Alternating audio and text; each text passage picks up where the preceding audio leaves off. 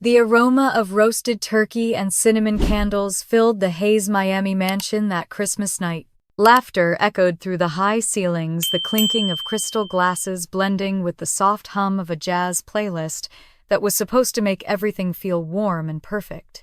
I stood at the far end of the long dining table, adjusting a centerpiece of red poinsettias, while pretending not to notice the way my mother's smile tightened whenever I spoke. When she raised her glass and said, "To family, to unity," I almost believed her until my father set his fork down with deliberate calm. "Isabella," he said, voice firm but falsely sweet, "we need to talk about your room." The conversation stilled. Forks froze midair. My cousins looked up from their mashed potatoes. "You've had that room long enough," he continued. "Chloe needs it for her new filming studio. You can either let her have it or move out by New Year's." A silence thickened around the table. My mother laughed lightly as if to soften the blow. "It's time you spread your wings, sweetheart. You're almost 30. Chloe's business is really taking off. She needs a space that inspires her." Across the table, Chloe tossed her blonde curls over one shoulder and smirked. "I'll make it gorgeous. Maybe you can visit when it's done." She said it like a joke, but her tone carried the kind of entitlement that had ruled our house for years. Uncle George, I think, cleared his throat. "That's not very Christmas of you, Bill." Dad's jaw tightened. "It's reality, George. Our family supports ambition." Ambition. The word twisted in my chest like a knife. My own ambition had been invisible to them for so long that even I had stopped trying to show it. I stared at the cranberry sauce congealing on my plate and felt heat crawl up my neck. The humiliation was physical, like standing under a spotlight no one else could see. My mother leaned closer, that familiar honeyed tone coating her words. "Don't look so hurt, darling. We just think it's time you built your own life." I looked at her, her pearls catching the light. "You mean away from here?" I said quietly. She hesitated just long enough for the truth to settle. "Well, yes." The sound of laughter resumed awkwardly around us, an attempt to patch the hole that conversation had torn open. But nothing could cover the raw silence that pulsed underneath. I didn't cry.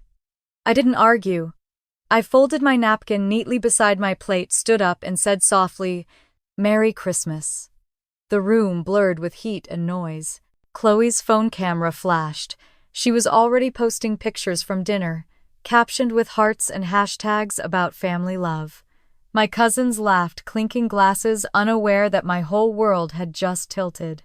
Outside, the Miami night shimmered with lights strung across palm trees, the air heavy with salt and winter warmth. I stepped onto the balcony, drawing in a breath that burned cold in my lungs despite the tropical breeze. From here, I could see the city glittering across Biscayne Bay. So close, so alive, so different from the suffocating perfection inside that house. Behind me, their voices carried through the glass doors. Mom reminding Chloe to thank her sponsor's dad, talking about new equipment, the future of her brand. My future didn't exist in that conversation. It never had. I leaned against the railing, letting the glow of the city lights blur into gold and white streaks. My reflection in the window looked like a ghost fitting since I'd been treated like one for years. The invisible daughter, the quiet one. The one who stayed out of the way so Chloe could shine. I thought of every Christmas before this one, the years when my gifts were practical, a planner, a set of pens, while Chloe unwrapped expensive cameras or trips abroad. I remembered the summer I saved every tip from my cafe job to buy a used laptop only for Dad to hand it over to Chloe for her school project. Every injustice, every quiet theft of my effort had built something inside me, a silence that was no longer submission but strength. Back inside, laughter erupted again.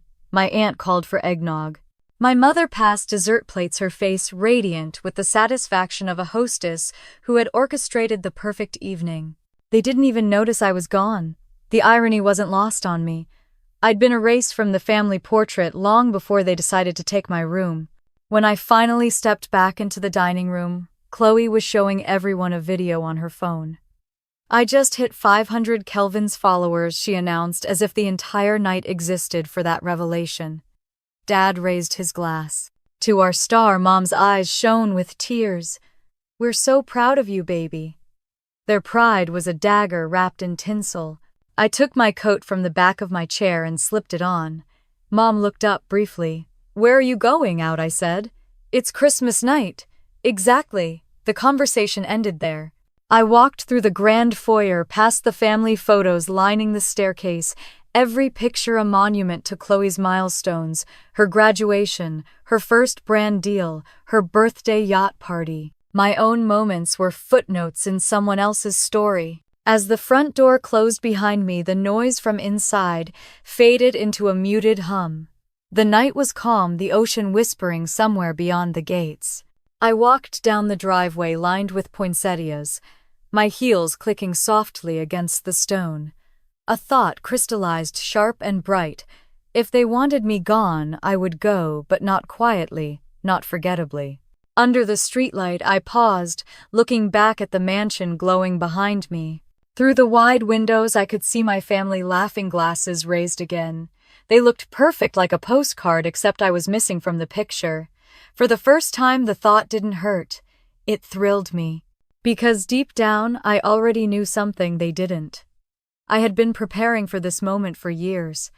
I pulled my phone from my purse, the screen lighting my face. One message hovered unsent at the top of my drafts, a contact named Elena C. It had been sitting there for months, a name I never dared to call. My thumb hovered over the screen before I typed a single sentence. Let's meet tomorrow. I'm ready to make the move we talked about. The message sent with a soft whoosh, disappearing into the quiet night. I slipped the phone back into my bag and looked one last time at the glowing house behind me. Inside, they were still celebrating Chloe's success, blissfully unaware that the daughter they'd just dismissed was about to make them witness something they could never ignore. The sea breeze lifted my hair as I walked down the road, each step steady, deliberate. Somewhere deep inside, a new kind of warmth unfurled, not the kind born from approval but from freedom. Christmas had always been about giving. Tonight, I finally gave myself permission to leave. The morning after Christmas was eerily quiet. The smell of cinnamon candles still lingered in the air, mixed with the faint scent of last night's roast now gone cold. I sat at the kitchen counter, a mug of coffee warming my hands, staring out the window toward the backyard palms. My mother hummed softly as she arranged flowers on the table. She didn't look at me when she said, "Don't forget, darling, Chloe's new equipment arrives this week." Outside, I could see my father helping Chloe measure space in the yard. They were talking about angles and lighting, their voices full of the kind of energy they never had when I entered a room. Chloe waved her phone like a baton, laughing about camera placement. I took a sip of coffee, feeling its bitterness on my tongue. They were building her dream using the space that had once been mine. Their laughter drifted in through the open patio doors. "It's going to look perfect here, Dad," Chloe said. "The light's amazing." He nodded proudly. "You've got a good eye, sweetheart." And that was it, my morning soundtrack. Pride for her, silence for me. I was a ghost haunting the home that still had my name on the mailbox.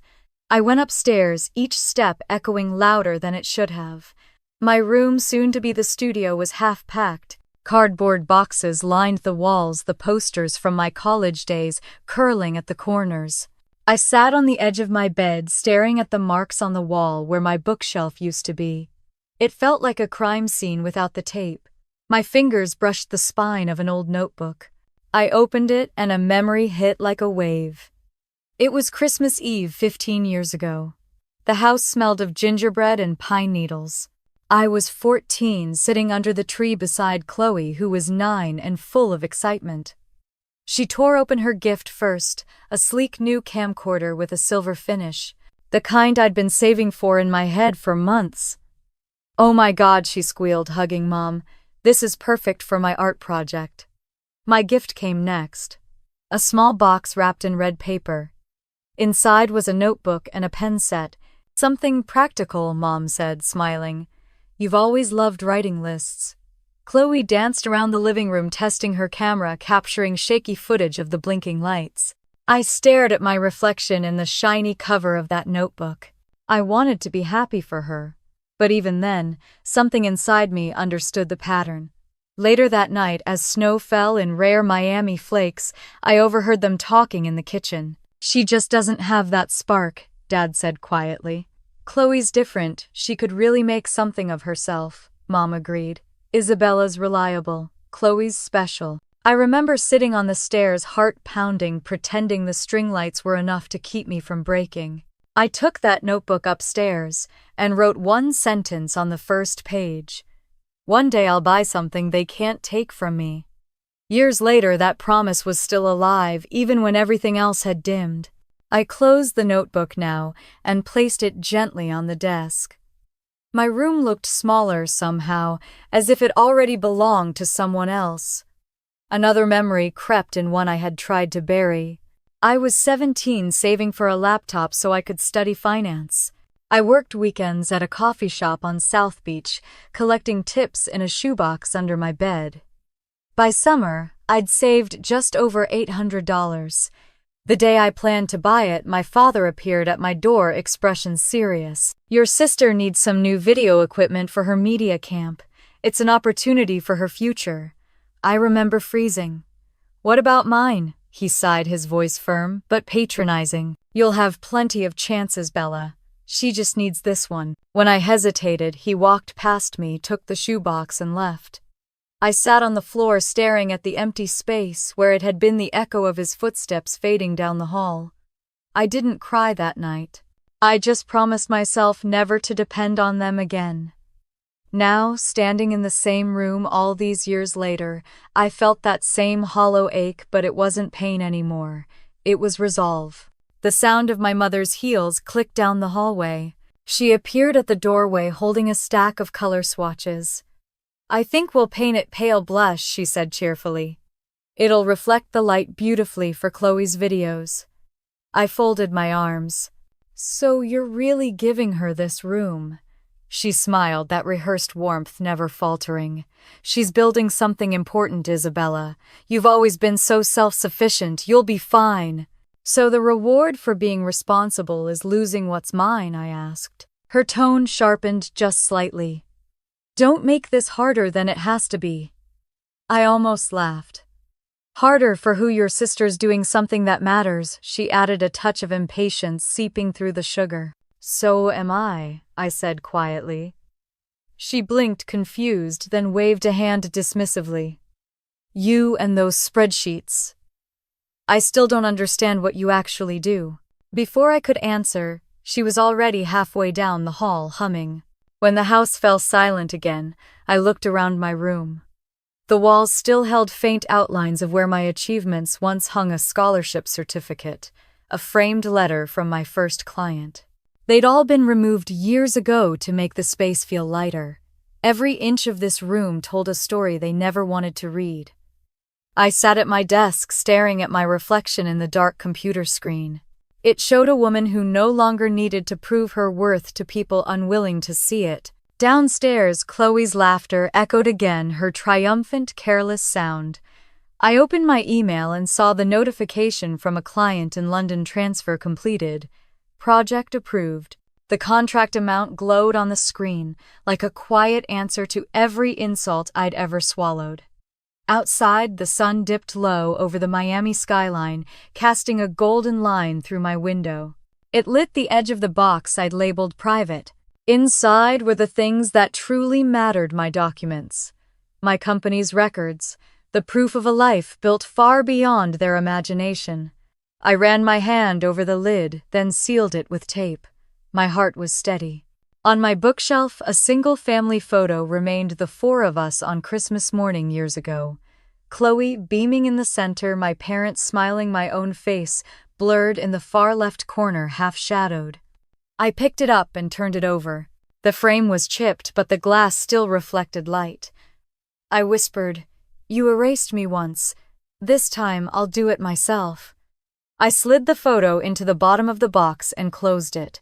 Outside the window, the late afternoon sky turned coral pink, the same hue my mother had chosen for Chloe's studio walls. I looked across the yard where my family was still laughing, arranging tripods and ring lights.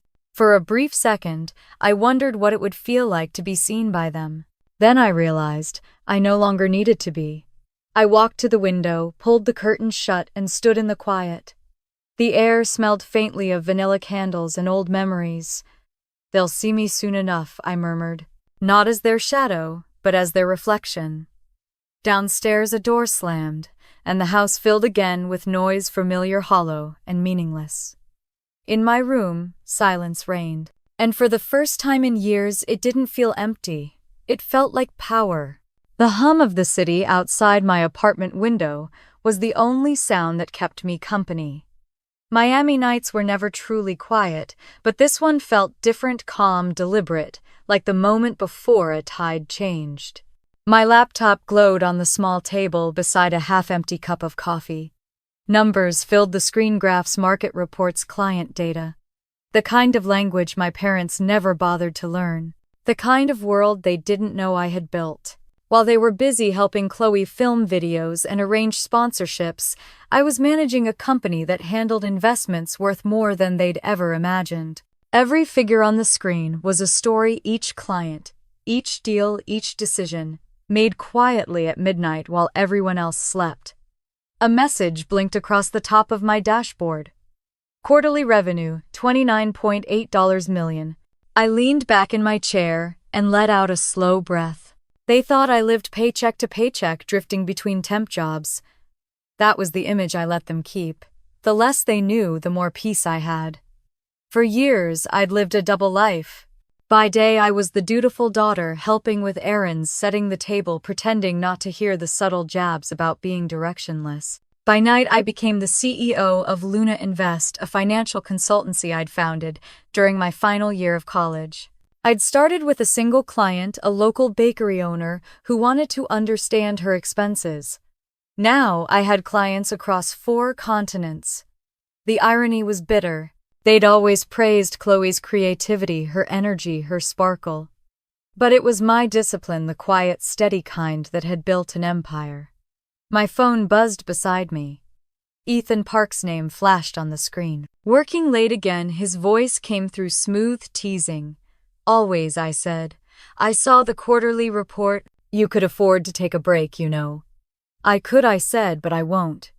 There was a pause, then his tone softened. "Did they finally cross the line?" I hesitated, looking at the shadow of my reflection in the window. "They did more than that, Ethan. They reminded me why I started all this." He chuckled quietly. "I'm almost afraid to ask what you're planning." "I'm not sure yet," I said. "But I think it's time they saw me for who I really am." Another silence followed, the kind that meant he understood without needing details. Ethan had been with me since the beginning, my partner in business, and sometimes the only person who saw the whole picture. "If you make a move," he said, "finally make it worth the noise." I smiled faintly. "Oh, it will be visible, very visible." After we hung up, I sat for a moment, letting the idea take shape. Visibility. The one thing I'd never had in that family. They had built their lives around being seen, adored, and admired. Maybe it was time for me to show them what true visibility looked like, without filters, without applause. The next morning, sunlight filtered through thin curtains, spilling gold across the apartment. I dressed sharply, more out of habit than necessity, and drove downtown to meet Elena Cruz. Elena was one of the few people I trusted. We'd met in college before life had split us into 2 different worlds. She'd gone into real estate and I'd gone into finance. But every few months we'd find time for coffee and quiet updates on our lives. When I arrived at the cafe, she was already there, tapping at her phone. She looked up, smiled, and raised a brow. "You look like a woman with a plan." "Maybe I am," I said, taking the seat across from her. She studied me for a moment. "You want to talk business or therapy?" "Business," I said, though. My voice carried both. Elena set her phone down. "Then let's hear it." "I'm looking for a property," I said, stirring my coffee. "Something big. Private. Oceanfront. Her eyes lit up. Luxury market. You're expanding. Not exactly. I paused, then added, it needs to be in Coral Bay. Close to my parents' neighborhood. Her brows knit together. That's a pretty specific area. What are you looking for a view? I smiled. Exactly. I want a view they can't ignore. She leaned back slowly, realization dawning. You want them to see you? No, I said, meeting her gaze. I want to exist so clearly they finally realize they can't erase me. Elena nodded, no judgment in her expression, only understanding. I might have something for you. But you should know. Coral Bay isn't cheap. I'm not looking for cheap, I said. I'm looking for symbolic. Later that afternoon, I drove along the coast, the air heavy with salt and sunlight. The houses here were quiet but powerful modern estates, with private docks and glass walls that reflected the ocean like mirrors. I could already imagine it waking up every morning, looking out across the water and seeing the house that once held my silence. The thought made me smile. That evening, I returned home and logged into my company's secure network. Ethan had already sent over financial projections for the next quarter, along with a note, plenty of room for that investment we talked about.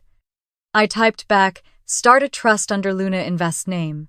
I'll handle the rest. Then, as the numbers scrolled across the screen, I remembered how all of this had begun. Years ago, when I was 19, I used to study in the corner of a 24-hour diner, the kind with flickering neon signs and coffee that tasted like rust. I'd take freelance accounting jobs, small ones, at first fixing spreadsheets for local businesses. I'd work until sunrise, then drag myself to class. There were nights I fell asleep on the keyboard, the glow of the screen imprinting faint lines on my face. No one saw it. No one cared. But those nights built the foundation of the life I had now. Failure was my only witness back then, and failure, I'd learned, could be the best teacher if you were willing to stay quiet long enough to listen. I looked around my apartment. It was simple white walls, minimal furniture, clean lines. Not the kind of place that showed off wealth, but one that reminded me what it took to earn it. My phone buzzed again. Elena. Found one. Oceanfront 2-story view of Coral Bay Drive. Asking price, $30 million. My pulse quickened. I typed back immediately, schedule a viewing tomorrow. Before bed, I poured myself a glass of red wine and walked to the balcony. The city lights shimmered below, endless and alive. Somewhere across that bay, my parents were probably watching television, planning Chloe's next viral moment. They had no idea what was coming. I didn't want to humiliate them, not really. I wanted something cleaner, something poetic. They'd taught me that success only mattered if others could see it. I would show them the flaw in that logic. Success didn't need their eyes, it needed mine. But visibility was a choice. And now it would be mine too. As I set my wine glass down, the wind carried the faint sound of laughter from a nearby rooftop. For the first time in years, I didn't feel the sting of being left out. I felt something steadier, like calm water before a wave. I checked my phone one last time before turning in. Elena had sent a final message. The property is perfect. You'll see it from your parents' front window. I smiled, closing my eyes. They'll see it, I whispered to the quiet room. And this time, they'll know exactly who built it. The morning sun burned low over Coral Bay, painting the white houses gold. I pulled my car into the familiar driveway, my stomach coiled tight, even though my face stayed calm. I hadn't planned to return so soon, but I had left some personal files behind, documents that mattered far more than the room itself. The front door was unlocked, as it always was when my parents were home. The faint smell of toast and coffee greeted me, followed by my father's voice from the kitchen. "You're up early, Chloe." Big day. I stepped into the doorway quietly. My mother stood near the counter, arranging fruit in a bowl, while Chloe scrolled through her phone at the table. "Wednesday's perfect," my mother said. "The equipment will arrive by then. We'll have it all set up before New Year's." Chloe grinned, still staring at her screen. "I already told my followers it's happening. They're dying to see the studio reveal. And we'll have the room cleared by tomorrow, my father added, sipping his coffee without looking up. Right, Isabella. 3 heads turned toward me. For a moment no one spoke. I just came to get a few things, I said evenly. My mother gave a breezy smile. Of course, sweetheart. You'll feel better once you settle somewhere new. Change can be good for you. My father folded his newspaper. You're not still upset, are you? You're nearly 30. It's time you learn to stand on your own. I've been standing on my own for a long time, I said quietly. He smirked. Not from what I can tell. You're still here, aren't you? Chloe laughed, twirling her hair around her finger. Don't be so dramatic, Izzy. It's just a room, right? I said. Just a room. My father leaned back in his chair, his voice sharp with authority. Look, you've always been the practical one. Chloe's career needs space, literal space. It's not personal. Of course not, I replied. It's business, right? He frowned, slightly confused by my tone. I smiled, not warmly, but politely. You should pay more attention to business, Dad. Something flickered behind his eyes. Something like guilt, but he said nothing. I walked upstairs without another word. The air in my room felt different, now heavier. Sunlight streaked across the floorboards, highlighting the half-empty shelves. I gathered a few folders and my laptop, my pulse steady, even though my hands trembled slightly. Downstairs laughter broke out again, and I heard my mother say, "Finally, this house feels balanced."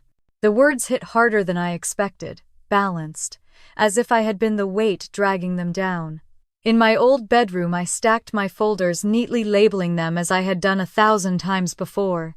But when I opened my laptop, I froze. My father's name glowed in the corner of the screen. He'd left his device unlocked, sitting on the dresser beside a cup of cold coffee. I hesitated. Then I remembered the flicker in his eyes. Something wasn't right. My finger hovered over the touchpad. I shouldn't. But the urge to know the truth overpowered hesitation. I clicked. A folder named House Budget appeared first. Inside were spreadsheets, dozens of them color-coded, meticulous, familiar. I scrolled through one labeled Expenses Q4. Lighting rigs, camera lenses, flights to Chicago. A workshop titled How to Build an Influencer Brand. Every entry had a small note beside it in my father's handwriting, investment for Chloe's business. I kept scrolling. Credit card balances maxed out, mortgage extensions approved. I opened one email chain and felt my stomach drop. Dad had written to the bank about a second mortgage, the same house they'd lived in for 20 years, leveraged for Chloe's career. $420,000. I stared at the number until the digits blurred. In another email, Mom had written to Chloe's agency, "We can manage the financing for another month if she gets that new sponsorship deal." Line after line told the same story: lies, loans, desperation. They weren't supporting Chloe's success, they were building it on debt. I scrolled further and found the final straw: Chloe's message to her agent. "Don't worry. I'll hit 50 Kelvin's followers soon. The growth report Dad made looks great for the brand pitch." Dad made.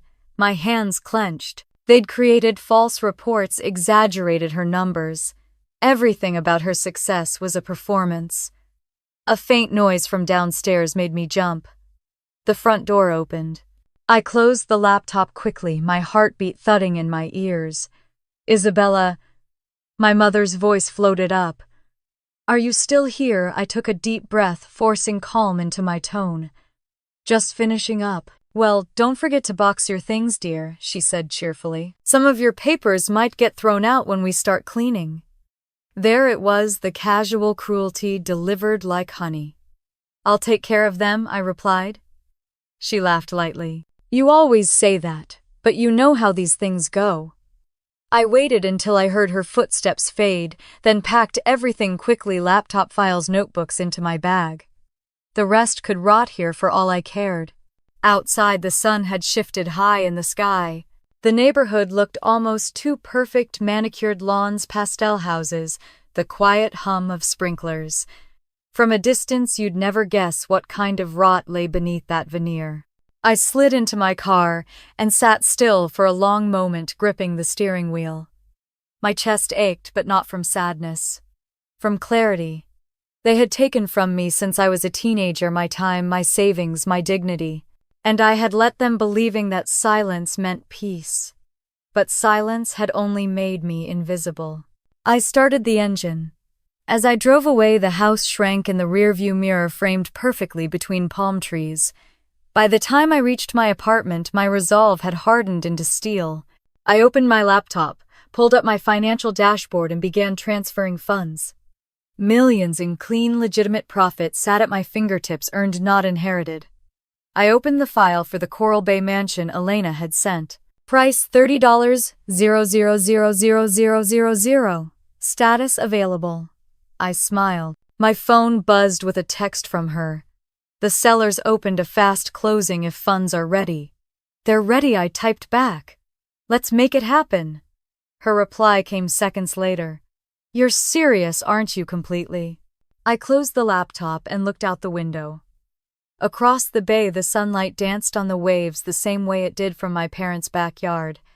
I imagined their house reflected in that water, fragile and temporary. They'd built their dreams on borrowed money and borrowed pride. I'd build mine on truth, and I'd do it where they couldn't ignore me. That night, I met Ethan at the Luna Invest office. He was waiting with a folder in hand. You're really going through with this, he said. I've never been more certain. He slid the folder across the table. We'll process the purchase through the Luna Trust subsidiary. Keeps your name off the record until you want to reveal it. Good, I said. I want control of the narrative. Ethan gave a low whistle. You're not just buying a house, you're making a statement. I met his gaze. They made the rules, I'm just rewriting them. We finalized the details, the faint hum of the office air conditioning, the only sound between us. When he left, I lingered, staring out the window at the glowing skyline. By midnight, the down payment had cleared. I poured myself another coffee, the same bitter blend I'd had that morning. It no longer tasted bitter. It tasted like freedom. The following afternoon, Elena called. It's official. You're the owner. Keys on Wednesday. Perfect timing, I said. Outside thunder rumbled in the distance. I imagined rain falling over Coral Bay, washing the salt from my parents' windows. Maybe, just maybe, they'd look across the street soon and see the lights of their new neighbor's mansion glowing back at them. And maybe they'd finally realize who I'd been all along, the daughter they dismissed, the one who didn't need their approval to shine. For the first time in years, I laughed. Not bitterly, but softly with relief. It was the sound of something ending and something much bigger beginning.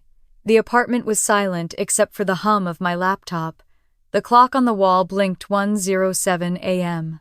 As I scrolled through the folder I had copied from my father's computer, every click of the mouse felt like peeling back a layer of a life I thought I understood. There it was again, the same spreadsheet titled House Budget. I had seen those neat rows of numbers before, but this time I looked closer. The entries read like a confession. Lighting rigs, $12,500. Social media workshop Chicago, $3,000. Influencer retreat Los Angeles, $8,200. Camera upgrades $45,000. Each note marked business expense for Chloe's growth. I opened the credit card statements next. Balance after balance, every limit stretched thin, every payment delayed. My parents had turned financial recklessness into a family tradition. And beneath it all, every number screamed the same truth: they were drowning, and they didn't even know it yet. I found an email chain between Mom and Chloe's management team. We can secure another advance if she reaches 50,000 followers, Mom wrote. We'll take another home loan to cover her brand relaunch. It's all temporary. I scrolled lower. Chloe's reply, I'm projecting to hit 50 kelvins next month. The numbers in Dad's report will look great for the sponsors. My breath caught. The numbers in Dad's report weren't projections. They were lies. He had doctored data to make her seem successful, using the same financial skills he once mocked me for. The hypocrisy burned through my veins like fire. They had leveraged their future, their house, even their integrity for an illusion. The phone buzzed beside me, breaking the stillness. Ethan's name lit the screen. "You're still up?" he asked when I answered. "Couldn't sleep," I said. He paused. "You found something. Enough to explain why they're so desperate to keep me out," I said. "They've mortgaged the house again, all for Chloe's brand." Ethan let out a low whistle. "That's bold." "Bold," I said, my voice dry. "It's stupid. And dangerous." "Then what's your move?" "I'm done reacting," I said slowly. "It's time to act." There was a soft rustle on his end of the line. "So what's the plan, CEO?" I looked at the open spreadsheet, the lies, the debt, the signatures. They value appearances over reality. So I'll give them something real to look at. "You're still buying the mansion," he said, already knowing. "Yes," I said, "across the street from them." He chuckled softly. "Poetic." "Practical," I corrected. "Every time they look out their window, they'll remember what they threw away." I hung up, closed the laptop, and stared out the window. The city lights shimmered like scattered gold on the bay. Somewhere across that stretch of dark water, my family was asleep, dreaming about fame, bought with borrowed money. The next morning I met Elena at her office downtown. She greeted me with her usual confidence, tailored suit, sleek bun eyes that saw through everything. "Morning power, woman," she said. "You look like someone who's about to make a statement." "I am," I said. She pulled up the listing on her tablet and turned it toward me. "This is the one you asked for. Oceanfront, 3 floors, full glass facade. Price tag, $30 million. The photos showed a mansion wrapped in sunlight with wide terraces overlooking the sea. From the upper balcony, I could see Coral Bay Drive. My parents' house was visible just beyond the palms. Elena watched me. "You sure about this? It's a lot of money even for you." "It's not about the money," I said. "It's about perspective." Her eyebrow arched. "Whose perspective?" "Theirs." She studied me for a beat, then smiled. "All right then, let's buy your revenge view." We spent the next hour reviewing contracts. Elena's assistant printed documents while we discussed title transfers, escrow inspections. It was all business, clean, efficient, unshakable. The kind of world I belonged to. When we finished, Elena slid the final contract toward me. "Wire transfer by Friday.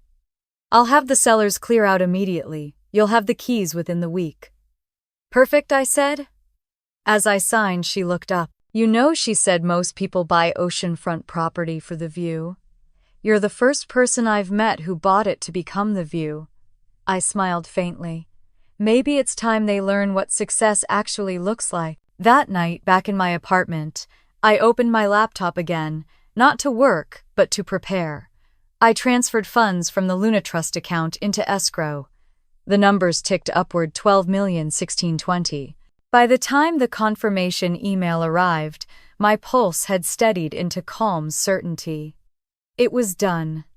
I leaned back and looked around my small living room.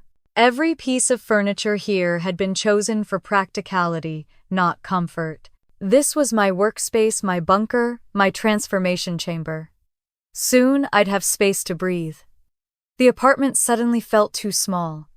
I poured myself coffee and turned on the TV, flipping to a local news channel. A segment played about Miami's rising influencer culture. Chloe's face appeared on the screen, laughing in front of her ring light. The headline read, "Meet the Sunshine Starlet of Coral Bay." I turned off the sound. Watching her smile, I saw none of the exhaustion behind the mask, none of the debt that had built that perfect image. I thought of my parents, their pride, their blindness, their belief that being seen meant being successful. They didn't realize the difference between attention and respect. I closed my eyes for a moment, hearing my father's words. Echo in memory, family supports ambition. He'd been right in a way. He just didn't expect mine to outgrow his. The next day, I met Ethan at the Luna Invest office. He was waiting with a folder in his hand, eyes bright. "Transfer confirmed," he said. "Property's officially under Luna Trust. You'll own it by name after the closing date." "Good," I said. "No leaks until I'm ready." Ethan studied me. You're calm about this, too calm. Anger is noisy, I said. Power is quiet. He smirked. Remind me never to get on your bad side. You wouldn't survive it, I said, half smiling. We went over logistics, finals, signatures, inspection dates, move-in timeline. When we finished, he looked at me curiously. So what happens once they find out? They won't find out, I said. They'll see. He nodded, understanding. Visibility as revenge. Exactly. That evening, I drove to Coral Bay. The sunset spilled over the horizon like molten gold. The street was empty, calm. My parents' house sat in the distance, shutters open, Christmas decorations still hanging even though the season had passed. Across from it, the mansion stood quiet and immaculate, its for sale sign catching the last light. Elena's car was parked in front. She waved as I pulled up. Welcome to your next chapter, she said. Inside, the place was breathtaking. White marble floors, floor-to-ceiling glass walls, a sweeping staircase, and balconies that looked directly across the street, directly at the house that had never felt like home. This is it, I said softly. Elena smiled. It suits you. I walked to the window. Across the road, my mother stepped outside, phone pressed to her ear. She didn't see me standing here, only glanced toward the mansion before walking back inside. They'll know soon enough, I whispered. Elena watched me from the doorway. You don't look happy, she said. I'm not, I admitted. But I'm free. She nodded. Sometimes that's better. When she left, I stayed in the empty house, the sound of the waves filling the silence. The air smelled faintly of salt and new paint. I traced my fingers along the glass wall and imagined their faces when they realized. This wasn't revenge in the traditional sense. It wasn't loud or cruel. It was truth made visible. By the time I drove away, the sky had gone dark, and the mansion's lights glowed behind me, a beacon across the street, a mirror they could never turn away from. Back in my apartment, I poured myself a drink and sat by the window. My phone buzzed with a message from Elena. Closing confirmed for Wednesday. Congratulations, homeowner. I smiled, typed back, thank you. Now the real work begins. Outside, the moon rose over the bay, casting light on the water. Somewhere across that same stretch, my parents were probably sitting at the table they'd once told me I didn't belong at. I sipped my wine and whispered, You wanted me gone. Now you'll never stop seeing me. The call came early that morning, just as the sky began to lighten over Miami. I was still in bed when the phone vibrated across the nightstand. Elena's name glowed on the screen. The seller accepted your offer, she said the moment I answered. Congratulations, Isabella. The mansion is yours. I sat up slowly, pushing my hair out of my face. That was fast. I told you money talks, she replied. We can finalize everything by Wednesday if you transfer the remaining funds today. I'll handle it this morning. Good, Elena said. You've just bought yourself the most enviable view on Coral Bay Drive. After we hung up, I sat for a moment in the quiet. Outside, the sunlight spilled across the bay, painting the water pink and gold. The view was beautiful, but it wasn't what I wanted. What I wanted was the one across the street. By 9 o'clock, I was standing in Luna Invest's conference room with Ethan signing the final paperwork. The table gleamed under the soft white light, stacks of contracts neatly arranged before me. $30 million for peace of mind, Ethan said, half joking, as he slid the folder toward me. Peace, I said, signing my name and perspective. He leaned back in his chair, studying me. So we're keeping it under the Luna Trust name, for now, I said. Until I decide to make it public. Smart, he said. People love a mystery, especially when it's expensive. I'm not doing this for them. Ethan smiled slightly. No, you're doing it for the people who'll see it every morning when they open their curtains. I glanced up at him, expression unreadable. Exactly, he laughed softly. You terrify me sometimes. I take that as a compliment. Once the final document was signed, Ethan stood and extended his hand. You know, Isabella, I've worked with hundreds of clients. You're the only one who makes vengeance look like strategy. Because it is, I said, shaking his hand. And strategy always wins. By noon, I was driving down Coral Bay Drive, the ocean breeze tangling my hair through the open window. The world outside sparkled, the kind of Miami day that felt almost unreal. The houses on this street stood like monuments, each more ostentatious than the last. When I reached my parents' house, I slowed down. Through the open gate, I could see Chloe standing on the patio, ring light positioned perfectly, her phone mounted in front of her. Mom hovered nearby, offering suggestions about angles, while Dad adjusted the tripod. I parked down the street and watched from behind my sunglasses. "Make sure you talk about authenticity," Mom said, adjusting Chloe's hair. "I always do," Chloe replied, striking a practice pose. They looked like a production team, not a family. The sight would have hurt me once, but now I just felt detached, like I was watching strangers through a screen. I turned my head toward the mansion across from theirs, the one that now belonged to me. Its glass windows reflected the sunlight like a mirror, blindingly bright. "They'll see me soon enough," I whispered. That afternoon, Noah showed up at my apartment, holding 2 coffees. "You're avoiding everyone," he said, setting one down for me. "I'm busy," I replied, tapping at my laptop. He looked around, his eyes landing on the open folder marked Property Acquisition, Coral Bay. "Busy buying houses, apparently." I didn't deny it. "Does Mom know?" he asked. "She will," I said. He sat across from me, frowning. "They've been awful to you. I get that, but this is a lot." "It's not revenge," I said quietly. "It's correction." He tilted his head. "You're really going through with it? Completely?" For a moment he was silent. Then he smiled faintly. "I've always thought you were the only sane one in this family." I laughed softly. "Don't ruin my reputation." Noah leaned back. "Chloe's been bragging nonstop about her studio. Dad says she'll make enough money to pay off the debts soon. Mom pretends she believes him. They're pretending everything's fine," I said. "That's how they survive." He looked at me thoughtfully. "And you? How do you survive?" I build. When Noah left, I opened my email to find a message from Elena. "Closing confirmed for Wednesday morning. Bring ID for final verification." I replied, "I'll be there. Have the keys ready." The next 2 days blurred into a controlled frenzy of movement. Ethan handled the financial transfers while Elena coordinated contractors to prepare the house. I spent hours selecting furniture, artwork, and finishes, each choice deliberate.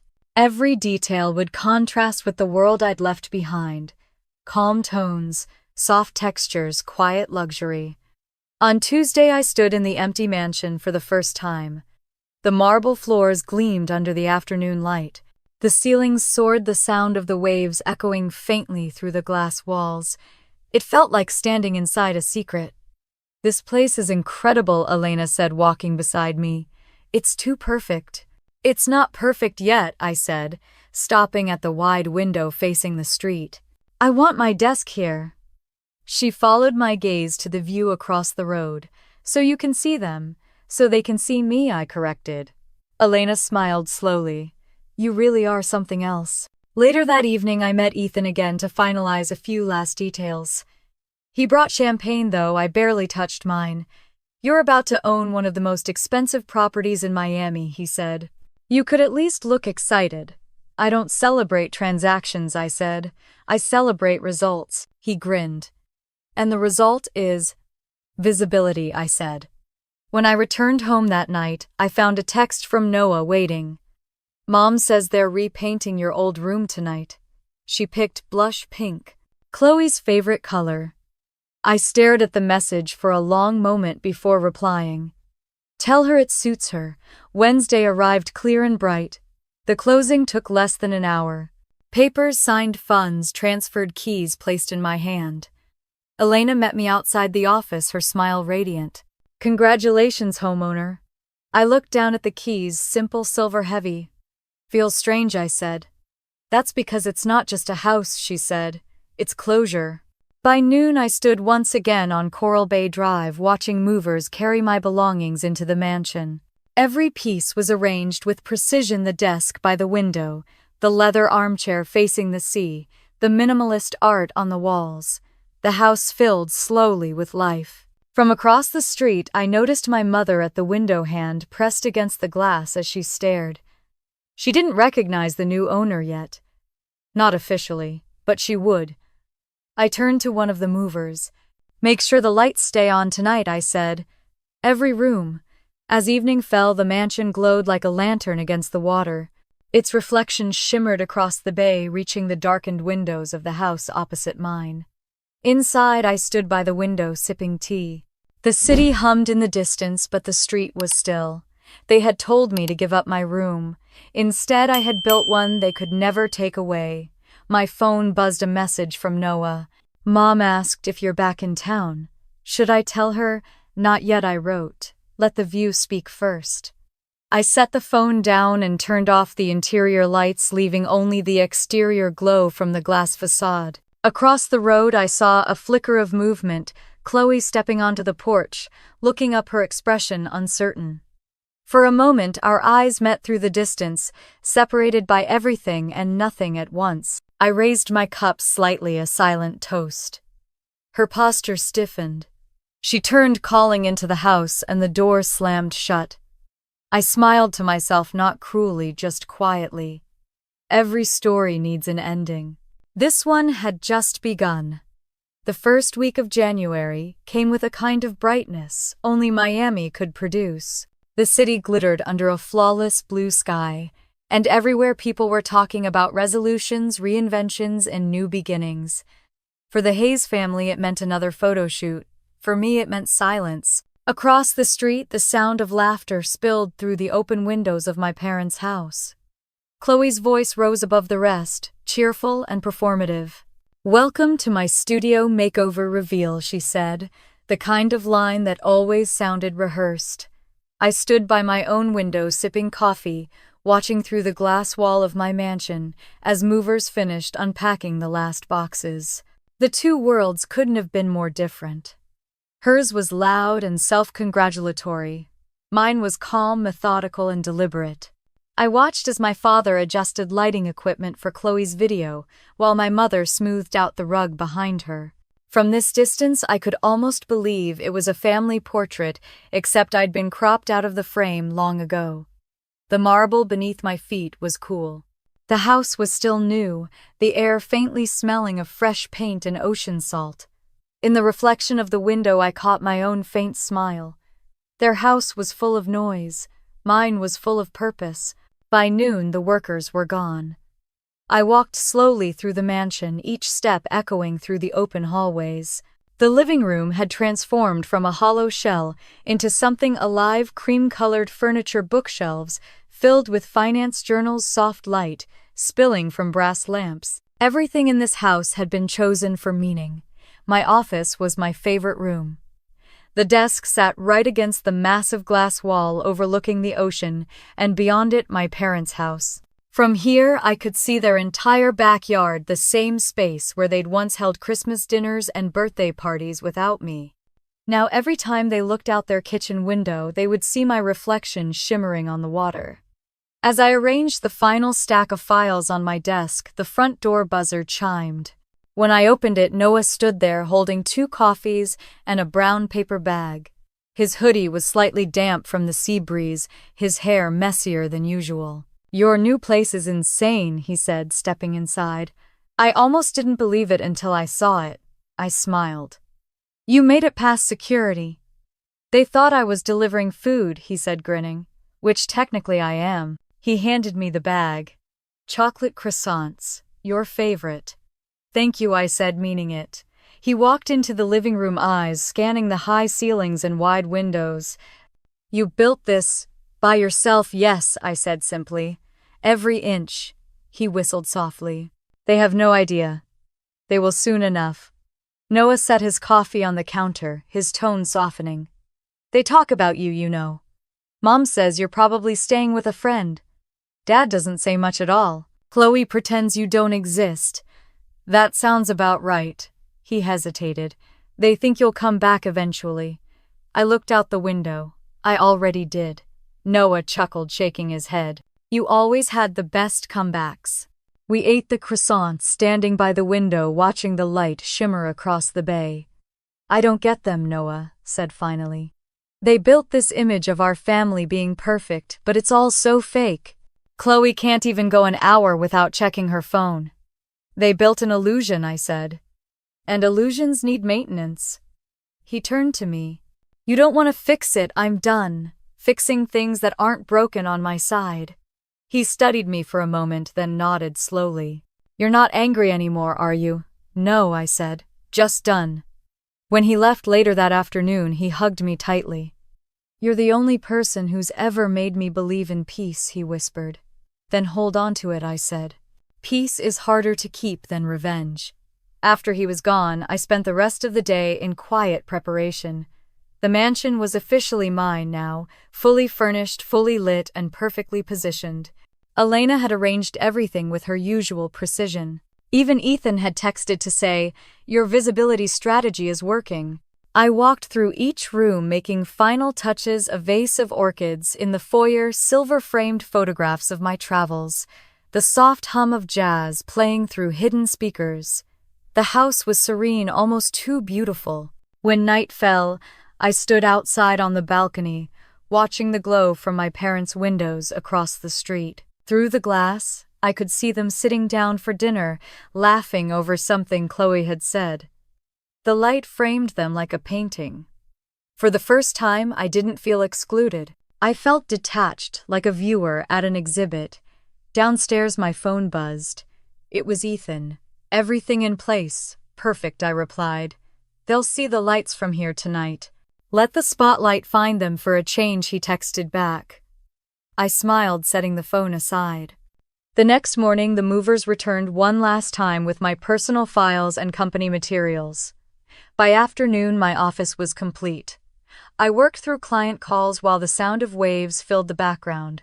The view behind me, a perfect backdrop of the mansion's oceanfront glass, looked like success itself.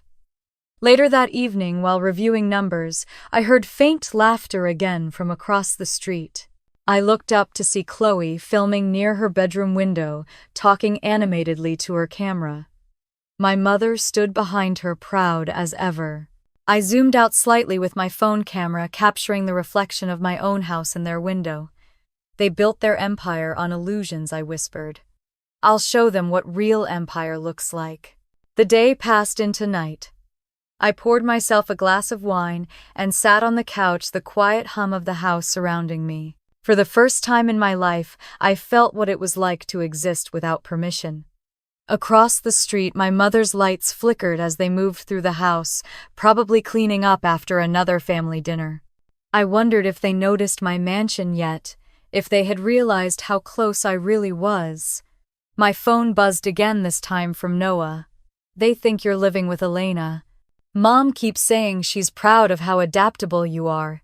"Adaptable," I typed back, her favorite word for invisible.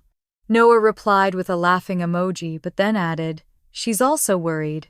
Dad's talking about refinancing again. Chloe's sponsorship deal might fall through." "It always does," I wrote. "They'll figure it out." A pause.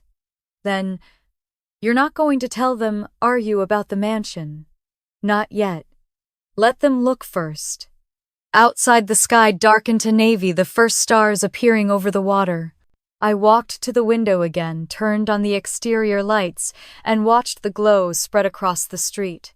My house illuminated the entire block, clean white light reflecting off the bay. I saw movement behind my parents' curtains. A figure, probably Mom, paused at the window, shading her eyes to look across. She couldn't have seen me through the glass, but I smiled anyway. 3 more days, I thought. 3 days, until the reveal. When I went to bed that night, the sound of the sea was the only thing I heard. The following afternoon, I marked the date on my calendar: Wednesday, move-in day public. The countdown had officially begun. From my balcony, I could see their world spinning: Chloe, planning her next content day, my parents still living in their web of appearances. I didn't need to interrupt. The truth would arrive on its own schedule. I poured another glass of wine and leaned against the railing. The lights from both houses shimmered on the water, blending for a brief moment before separating again, just like we always had. "In 3 days," I whispered, "everything changes." The waves carried the words away, leaving only calm behind. Sunday morning arrived crisp and bright, the kind of Miami morning that smelled like salt and sunlight. I woke early, my nerves humming under the quiet. Today wasn't about revenge. It was about truth. The folder lay on my kitchen counter, black leather smooth beneath my fingers. Inside it were the deeds, the financials, and every document that proved what I had built while they were too busy celebrating illusions. I dressed carefully, charcoal, blazer, cream, silk blouse, pearl earrings that had once belonged to my grandmother.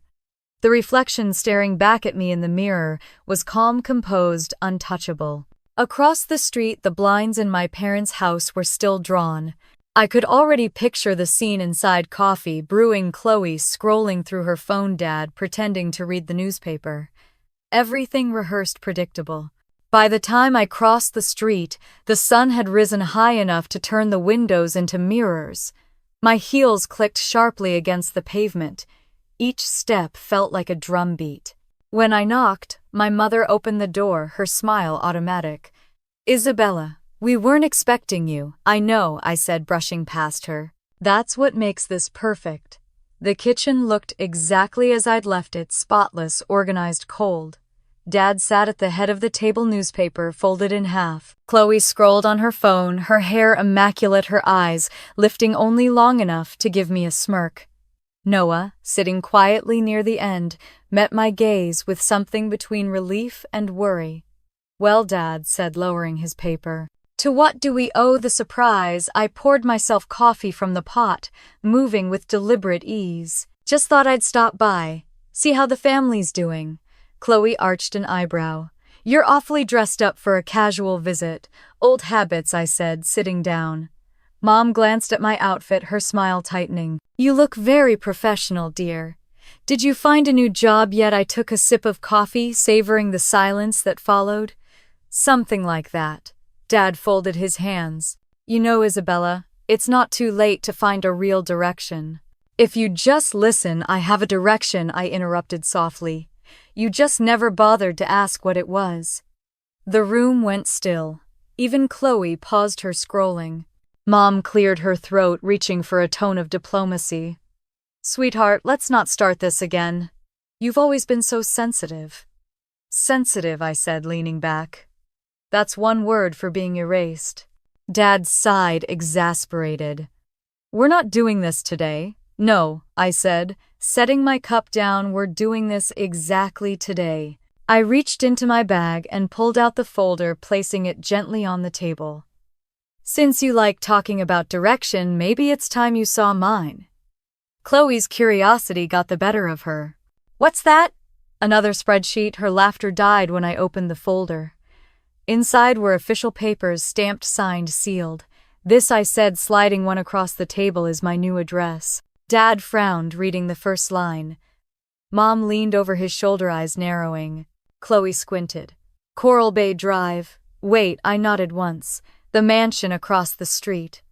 For a heartbeat, no one spoke. Then Mom laughed, brittle and forced. "You're renting there? That's ridiculous." "I'm not renting," I said calmly.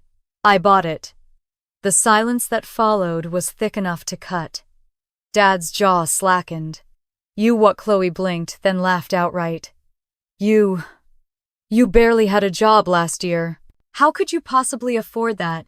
"Because," I said, meeting her gaze, "while you were performing success, I was building it." I opened another document, Luna Invest's revenue report. The numbers gleamed in clean black ink, $2.7 million in quarterly profit. "I own a financial consulting company," I said. "Clients across 4 countries, 3 full-time employees. I've been running it quietly for years." Dad's hand trembled slightly as he picked up the page. "You expect me to believe this?" I looked at him evenly. "You should. I got my discipline from you." Chloe snatched the page, scanning the lines. "This is fake," she said, voice sharp. "You made this up." "I don't fake numbers," I said. "That's more your area." Her face flushed crimson. "Excuse me, I saw your emails," I said, voice still calm. "The fake follower counts the falsified reports. You built a career on lies." "Don't look so shocked," I just followed the paper trail. Mom's voice wavered. Isabella, that's enough. No, I said. That's the truth. And it's about time you all heard it. Dad slammed his hand on the table. You have no right, I stood, the movement smooth practiced.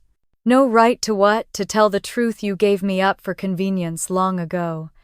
I turned toward the window and pointed through the glass. The sunlight poured across the street, illuminating the mansion's gleaming facade. That's mine, I said quietly. Every time you look outside, you'll see it. That's what you taught me, to make something visible no matter the cost. Mom's coffee cup slipped from her fingers, crashing against the tile. Chloe's phone fell into her lap, forgotten. Dad's mouth opened, then closed again, his face pale. It was Noah who finally broke the silence. You did all this on your own, I smiled softly at him. Yes. And you're the only one who ever believed I could. Mom reached for the back of a chair to steady herself.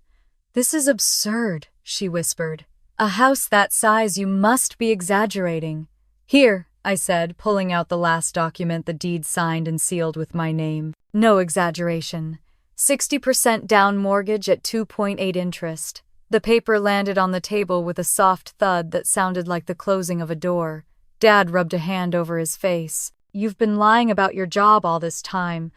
I met his eyes. No. You've been assuming. There's a difference. Mom sank into a chair. Why didn't you tell us? Would it have mattered? I asked. You never asked. You were too busy investing in someone else's dreams. For once, no one defended Chloe. She sat, frozen eyes darting between me and the window. Finally, she spoke, voice small. So what now? You think this makes you better than us? I shook my head. No, it just makes me visible. Noah rose slowly, his expression unreadable. I'd like to see it, he said quietly. Your house. I smiled. Anytime. Mom tried to recover her composure, her voice trembling but still laced with pride. You're still family, Isabella. This doesn't change that. It already has, I said. But maybe that's a good thing. I gathered my folder, tucking the documents neatly inside. The silence followed me as I walked toward the door.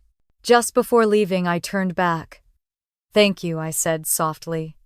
Dad frowned. For what? For reminding me what I never want to become. The door closed behind me with a click. Outside, the sunlight hit my face, warm and blinding. I crossed the street slowly, each step measured. Behind me, I knew they were standing at the window watching. When I reached the gate of my mansion, a delivery van pulled up. 2 men carried an enormous bouquet of white orchids to my porch. The card attached read, "Congratulations on your new home, the Luna Invest team."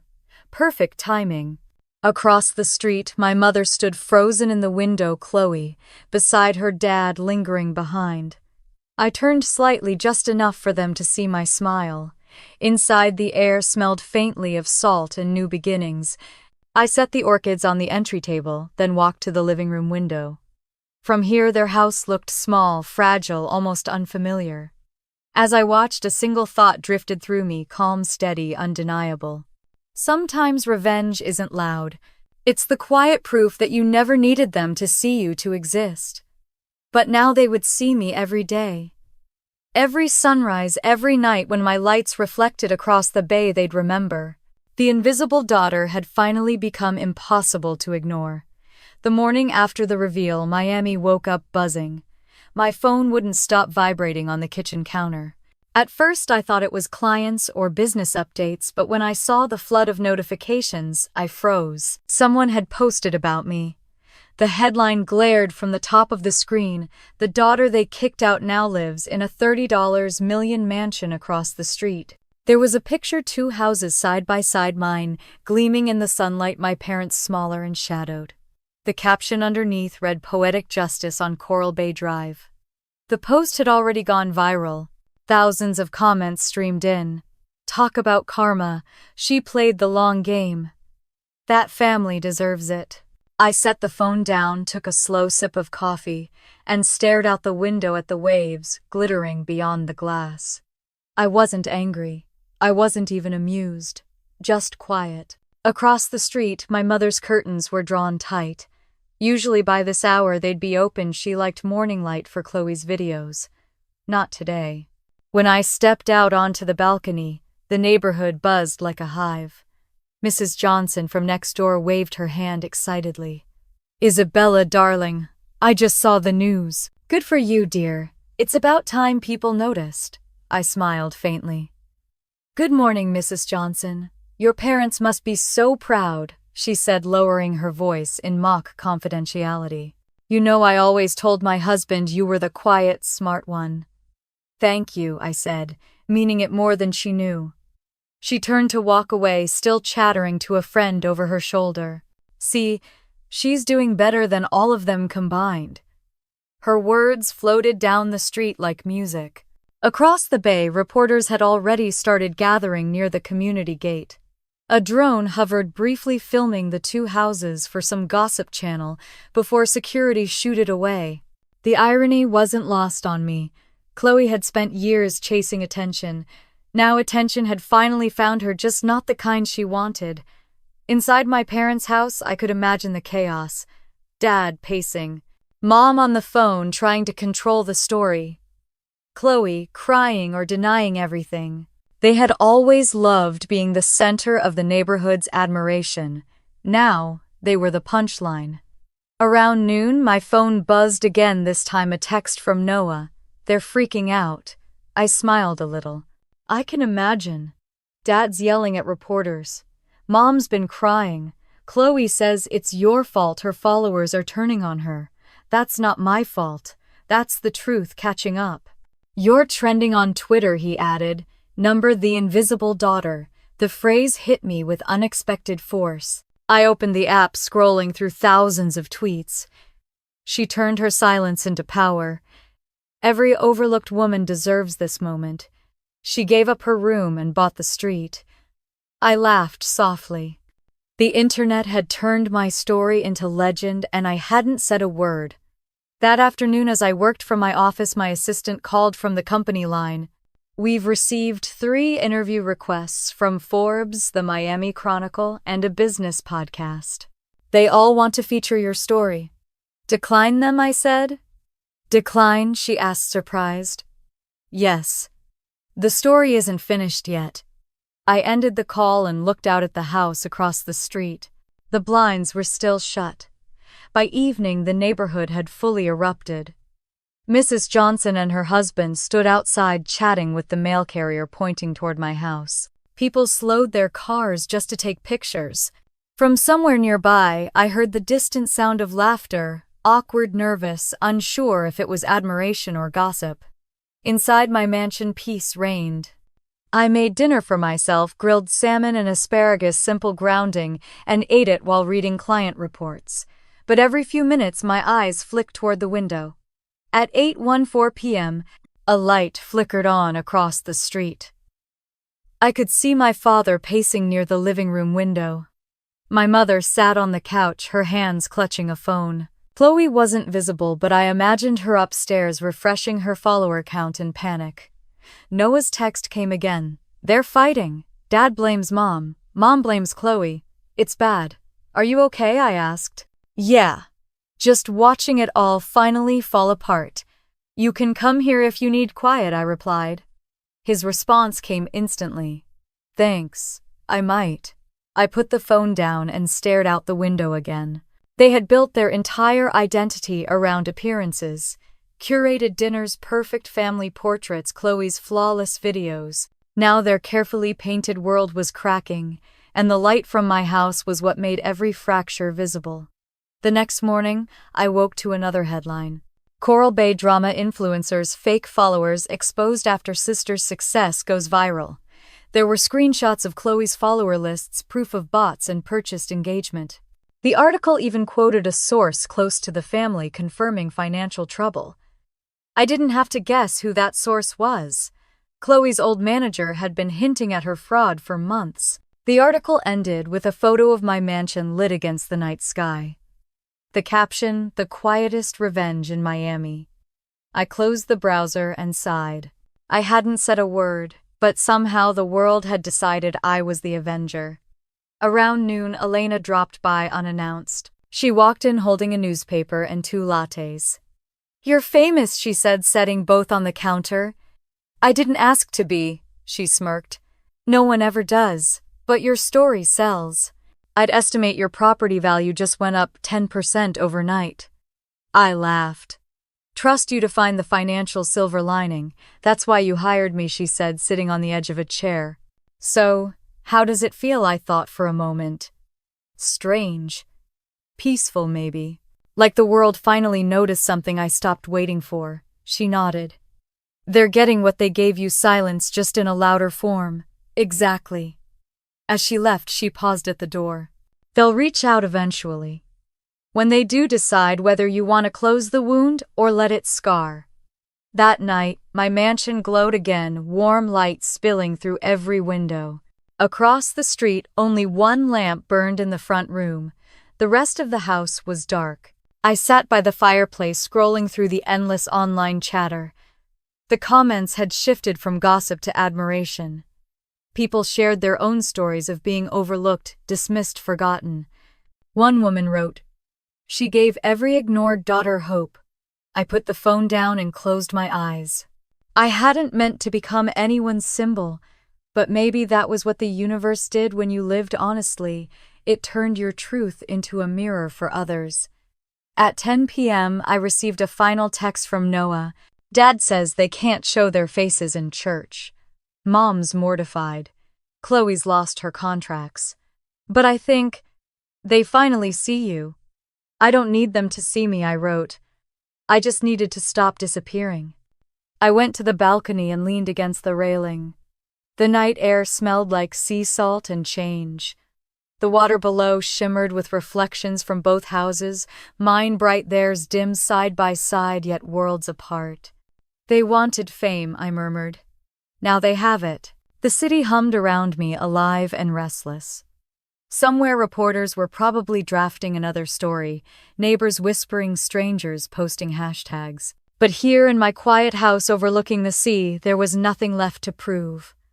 I turned off my phone, letting the silence settle again. For years I had dreamed of being seen.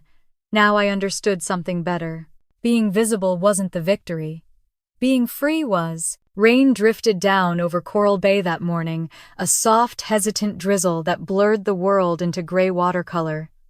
I was sitting by my window, laptop open, when the knock came. It wasn't loud, 3 small taps, polite but persistent. When I opened the door, my mother stood there holding a pie dish. The smell of cinnamon and apples wafted between us, the same scent that used to fill our kitchen when I was a child. Her hair was still perfectly styled, but her eyes were swollen, her makeup faintly smudged. "Isabella," she said, her voice careful, as though she was trying not to break the air between us. "I made your favorite." I stepped aside without a word. She entered slowly, looking around at the high ceilings, the glass walls, the quiet elegance of the place. Her gaze lingered on the painting above the fireplace, then the leather portfolio on the coffee table. "This is beautiful," she murmured. "You've done quite well for yourself." I poured 2 cups of coffee. "I learned from the best," I said. She smiled weakly. "Your father and I always believed in you, you know." I set the cup in front of her. "Belief isn't silence. Silence is neglect." She flinched slightly, then forced a laugh that died halfway through. "You've grown into such a strong woman. I'm proud of you." I leaned back, crossing my arms. "You're proud now that the world is." Her hands trembled as she set the pie down. "That's not fair." "No," I said softly. "But it's true." The rain outside deepened, streaking across the glass like faint silver veins. My mother clasped her hands together, a gesture I remembered from every argument she'd ever tried to end before it began. "Your father's been worried," she said carefully, choosing her words. "We all have. You haven't been answering calls." "I've been busy." With what she asked? Proving a point. I met her eyes. Building a life. Her lips parted as if to argue, then closed again.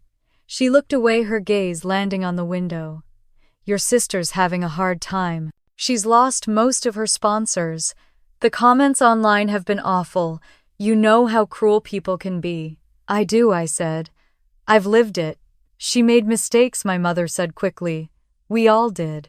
But we're still family. We need to stick together. I felt a flicker of the old ache, the child in me that still wanted approval, still wanted warmth. But I'd learned that love without respect was just manipulation wearing a smile. I don't want a family that only sticks together when the cameras are gone, I said. Her eyes shone with something between anger and shame. You've become so cold. I shook my head. No, I've just stopped mistaking guilt for love. The front door opened again without a knock this time. My father stepped inside, dripping rain onto the marble floor. He looked older than I remembered, shoulders hunched, his once proud stride replaced with weariness. I told you to wait in the car, my mother whispered. He ignored her. We should talk as a family, he said, his tone clipped. Go ahead, I said.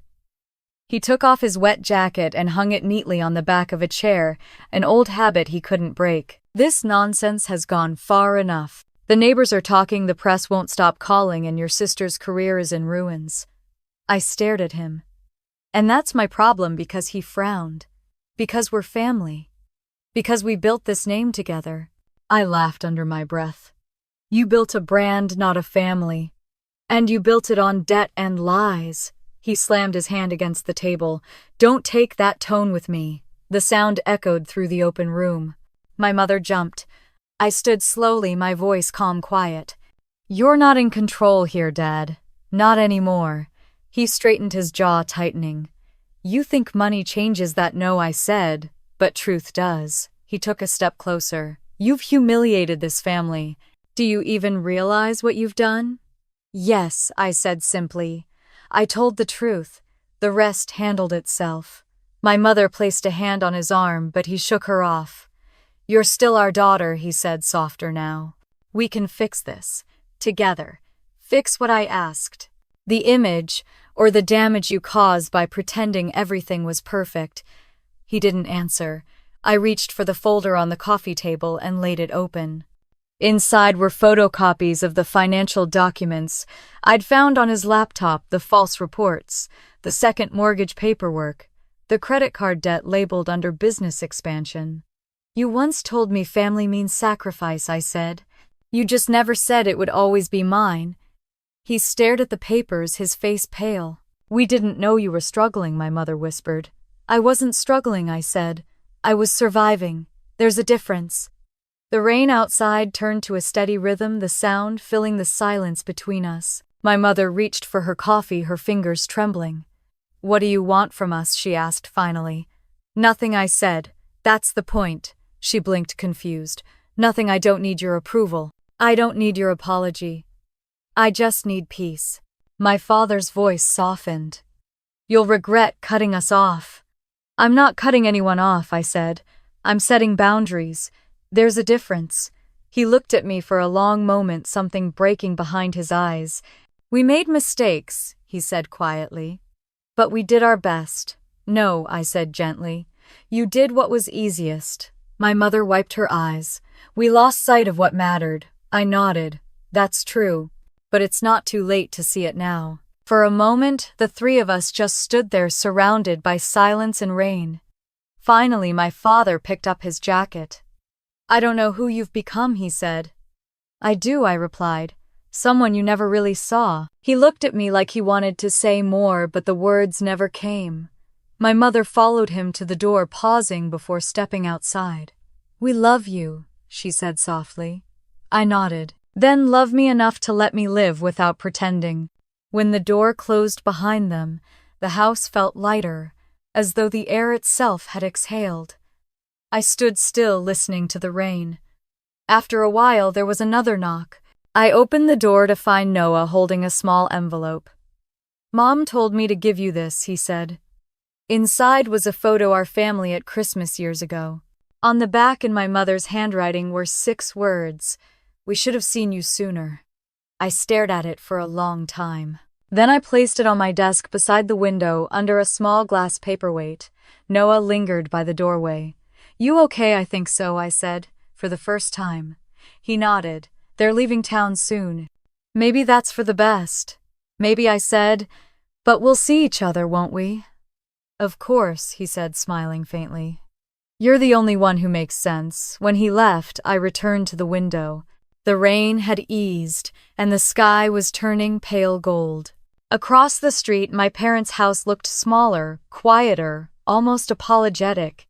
I whispered into the stillness, forgiveness isn't something they earn, it's something I choose. And as the last drops of rain slid down the glass, I realized that I had chosen it already, not for them, but for me.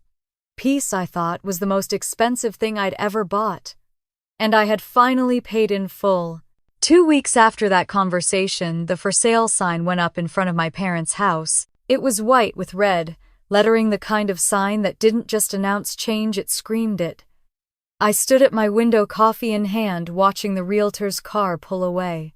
The house across the street, the same one that had been my childhood cage, now looked smaller than I remembered. For years it had been the center of their world, a symbol of everything they thought defined success. Now it was just another listing in Coral Bay. The neighborhood was buzzing again, though not with gossip this time. It was quieter, almost sympathetic. Mrs. Johnson told the mailman how terribly sad it all was, how life comes full circle sometimes. She caught my eye as she said it, then smiled, unsure if she should wave. I nodded politely, then drew the curtain closed. Inside my house, everything felt different. There was no noise, no pretense, no constant tension of waiting to be noticed. My office smelled faintly of lilies from a bouquet Elena had sent after the company's quarterly report hit record highs. On my desk sat the photo my mother had given me, the one with the words "We should have seen you sooner" written on the back. I didn't frame it, but I didn't throw it away either. It sat there like a memory that no longer hurt. Noah had stopped by a few days earlier. He said Dad had finally agreed to sell, that the debts had piled too high. They're talking about moving to North Carolina, he told me. Smaller house, lower taxes. He didn't sound angry or bitter, just tired. How's Chloe? I asked. She's been quiet, he said, deleting old videos. I think she's realizing she built her life on smoke. I didn't answer. There was nothing to say. Some lessons arrive only when the noise dies down. That evening I heard a car engine across the street. My parents were in the driveway speaking to the realtor. My mother's posture was as graceful as ever, but her hands clutched a folder too tightly. Dad stood beside her, gray around the temples, the lines on his face deeper. They looked like actors at the end of a play, bowing after the audience had gone home. I watched from my balcony as the realtor placed a lockbox on the door. When they left the house, seemed to exhale. The next morning, a moving truck appeared. I saw Chloe step outside, her face half hidden behind sunglasses. She was directing the movers, her voice low, nothing like the confident tone she used to use online. For a long moment she just stood on the porch, staring at the house like she couldn't quite believe it was real. I stayed behind the curtain. Watching her cry wouldn't make either of us stronger. By midday, Noah texted. They're almost done packing. How are they? I replied. Exhausted, sad. But maybe lighter. I looked across the street again. The living room curtains were gone, boxes stacked by the door. My mother stood in the driveway, adjusting her sunglasses, though the sky was cloudy. I didn't go outside. Not yet. Around 3, a small envelope appeared in my mailbox. Inside was a folded piece of paper. No note, no return address. Just my mother's handwriting on the front. Thank you for reminding us what really matters. I stood there for a long time, the wind tugging at my hair. Later, I walked through my house, turning off lights, closing drawers, grounding myself in the stillness. The past few months had been a storm. Now there was only quiet. As I passed my office, I caught sight of that photo again, the 4 of us, smiling before a Christmas tree. I picked it up. My face, half-shadowed in the corner, seemed like a ghost of someone I once knew. You did it, I whispered to her reflection. You made it out. A knock startled me. When I opened the door, Noah stood there, holding a potted plant. You're early, I said. He shrugged. I figured you might want company while they finish. We walked onto the balcony together. From here we could see everything: the movers, the realtor, my parents doing one last walkthrough.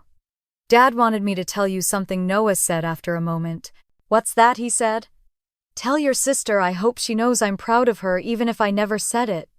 I looked out at the truck. That sounds like him. Yeah, Noah said, smiling faintly. He's bad at goodbyes. And Mom, she didn't say much, he admitted.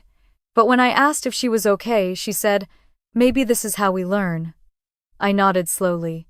We stood there until the movers closed the truck doors. My parents got into their car, Chloe in the back seat. For a split second, she turned her head toward my house. Through the glass, our eyes met. She didn't wave, but she didn't look away either. The car started, rolled down the street, and disappeared beyond the curve of the palm-lined road. The silence that followed wasn't heavy this time. It was clean. They'll be fine, Noah said. Maybe not today, but eventually. Maybe, I said. People rebuild, just differently. He set the plant on my railing. It's a ficus. Thought it might make the place feel more alive. I smiled. You always bring green things to empty spaces. That's kind of my thing, he said, filling the quiet. When he left, I stood on the balcony until the sky turned orange. Across the street, the empty house was dark, the for sale sign glinting in the fading light. I felt no anger, no satisfaction, only release. Inside, I poured myself a glass of wine and sat by the window. The neighborhood was still, the sound of the ocean faint in the distance. I thought about everything that had happened, the dinner, the threats, the silence that followed the reveal that changed everything. I realized then that revenge had burned itself out long ago. What remained was something softer, steadier, a sense of wholeness that didn't depend on their understanding. At some point, I walked outside. The street was damp from an earlier rain. I crossed the road to stand in front of the house that had once been mine. Through the windows, the rooms looked smaller, emptier. I could still see faint outlines on the walls where pictures had hung for decades. I reached out and touched the front gate. The metal was cold. Goodbye, I said quietly.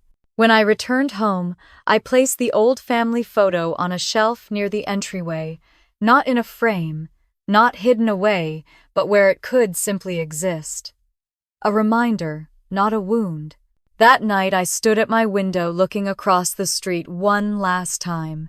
A single streetlight flickered above the for sale sign, its glow reflecting faintly on the wet pavement. I whispered into the quiet, they told me to give up my room. Instead, I gave up my silence. The wind stirred the curtains, carrying the scent of the sea inside. For the first time in my life, I didn't wonder if I was enough. I knew I was. I turned off the lights and let the darkness settle soft and complete. Tomorrow would bring new owners, new stories, and maybe someday, new forgiveness. But tonight there was peace. And peace, I realized, had always been the real inheritance. 6 months later, the air in Coral Bay felt different, softer, calmer.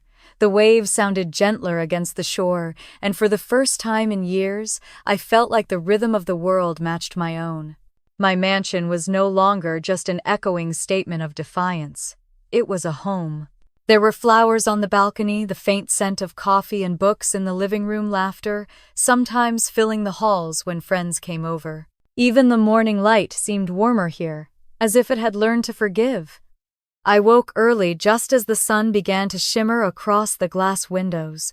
My desk was scattered with papers, company reports, investment proposals, and the new project that had taken root in my heart, a mentorship fund for young women starting small businesses.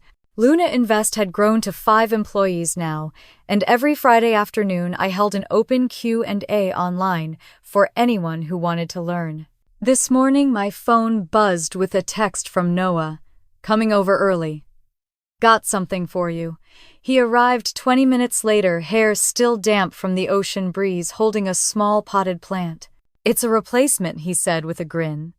The ficus I gave you last time's getting too big for your desk. I laughed softly, setting it down beside the window. You're turning my office into a jungle. Better than letting it feel empty, he said. He was right. The house didn't feel empty anymore. It breathed now. I had filled it with quiet purpose, the kind that didn't need applause. Noah followed me into the kitchen while I poured coffee. "Mom wrote again," he said. A letter came to my place. I glanced up. "What did she say?" "She and Dad sold the house. They moved to North Carolina last month. Smaller place near the mountains. She wanted me to give you this." He handed me a neatly folded envelope. Inside, I found a short note written in her careful looping script. "We sold the house, but we kept the lessons. Thank you for showing us what strength really looks like." A photo fell out with it, a picture of my parents standing in front of a modest white cottage, Chloe, between them smiling shyly at the camera. For a long moment, I said nothing. The bitterness that used to rise in my chest was gone. What remained was a quiet sense of release. Noah leaned on the counter watching me. "She's trying, you know." "I know," I said softly, "and that's enough." He smiled. "You're lighter these days." I stopped carrying things that weren't mine. By the afternoon, the house was filled with energy. Elena and Ethan arrived early to help me set up for the small gathering. I'd planned a housewarming and mentorship event rolled into one. My living room had been rearranged for the occasion, the dining table from my parents' old house now sitting proudly in the center. I'd bought it from their estate sale months ago, polished it, and gave it a new life here. Tonight it would host dinner and laughter, instead of tension and control. Elena placed candles along the table, shaking her head with admiration. "You've transformed this place completely. It doesn't look like a mansion anymore, it looks like a sanctuary." "That's what I wanted," I said. "A place that feels alive." Guests began to arrive, young women from the mentorship program, business partners, neighbors who had once whispered gossip now offering genuine smiles. The sound of soft jazz filled the background, mingling with clinking glasses and quiet conversation. Ethan raised his glass once everyone had gathered. "To Isabella Hayes," he said.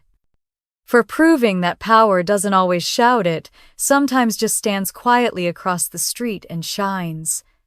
Laughter rippled through the room. I smiled, but there was no pride in it, just gratitude. When the toast ended, someone asked, "What's the one thing you learned from all this?" The room fell quiet, expectant. I looked around at the faces, some familiar, some new, all connected by the same quiet yearning for strength. "I learned," I said slowly, "that sometimes losing everything that made you small is the first step to building a life big enough for peace." For me, revenge stopped being about proving them wrong. It became about proving to myself that I was always right to believe in who I was. For a moment, no one spoke. Then Elena smiled. "That's the most graceful kind of revenge I've ever heard." As the evening wore on, laughter replaced the silence that had once haunted this place. I caught glimpses of Noah talking to one of my mentees about engineering scholarships, Ethan telling a story that made everyone laugh, Elena dancing barefoot with a glass of wine. For once I wasn't watching from the sidelines. I was in it, present, grounded, alive. When the last guests left, the house settled into calm again. The soft hum of the ocean filled the space where voices had been. I walked to the balcony, a glass of red wine in hand, and looked out at the street. Across the road, a young couple now lived in my parents' old house. Through their open window, I saw them setting up a Christmas tree, their laughter floating faintly through the warm night air. For the first time, the sight didn't ache. It comforted me. The street had finally moved on. I leaned against the railing and let the sea breeze brush through my hair. "They told me to give up my room," I whispered to the night. "So I built a life instead." The moonlight shimmered on the water, turning the bay into liquid silver. My reflection in the glass was soft, peaceful, almost unrecognizable from the woman who had once stood trembling in that kitchen waiting to be heard. I turned back inside, turning off the lights one by one, until only the glow of the candles remained. The house looked golden, quiet, alive. Before heading upstairs, I paused by the entryway. On the console table sat two framed photos side by side, the old Christmas picture, where my younger self stood half hidden in the corner, and the new one Noah had taken tonight, surrounded by friends and light. They belonged together. The past and the present finally at peace under the same roof. I smiled and whispered home. As I closed the window, the sound of the waves faded into the distance, blending with the hum of the city beyond. There are many kinds of revenge, I thought. Some end in anger, some end in silence. But the best kind ends like this, with forgiveness, with peace, with freedom. And if you've ever had to choose between being accepted and being true to yourself, you already know how powerful that freedom can be. Have you ever had to walk away to find peace? Tell me your story in the comments below. I'd love to hear how you reclaimed your voice. And if you believe like I do that the quietest victories are the ones that last, stay with us for more stories like this one. Because sometimes the best revenge is simply living well and finally living free.